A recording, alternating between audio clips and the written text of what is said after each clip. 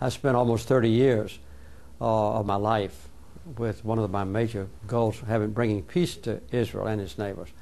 And there's no doubt now that in the occupied territories, a minority of Israelis is choosing to have land instead of peace.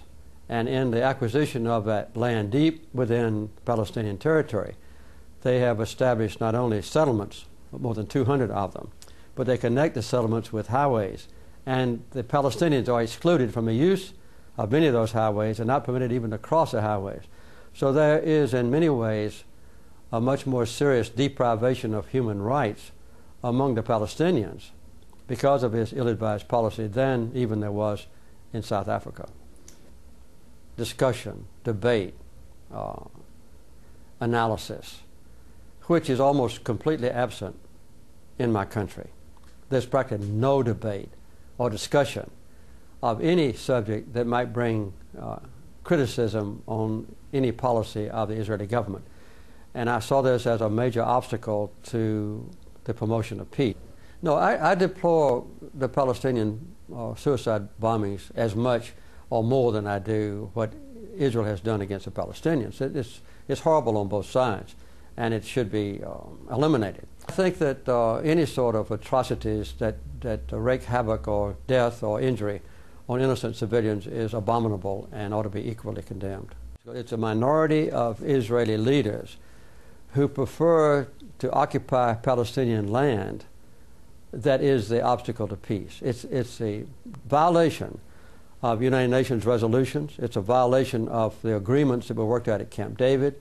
It's a violation of the agreement that Israel's leaders and parliament accepted in Oslo because of the Norwegians. It's a violation of a international quartet's roadmap, all of which calls for Israel to withdraw from occupied territories. It's a violation of all those things, and a violation of the majority of the will of Israeli people that is the obstacle to peace. To punish the Palestinian people because they voted for the candidates of their choice, I think is literally a crime. And the detrimental impact on the Palestinian people has been horrendous. When Hezbollah did capture the 2 Israeli soldiers, that was a very bad act. I wish they hadn't done it.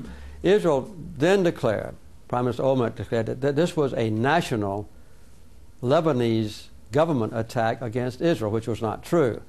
And they responded by bombing 6,000 different sites all over Lebanon, killing more than 1,000 Lebanese citizens. I thought that was excessive. But Israel certainly has a right to defend itself. No one would deny that right. My side is to promote what I think might bring peace agreements that would let Israel live in peace within its international recognized borders, and to let the Palestinians have a state alongside Israel in their recognized borders and have them live at peace with one another. That's my desire.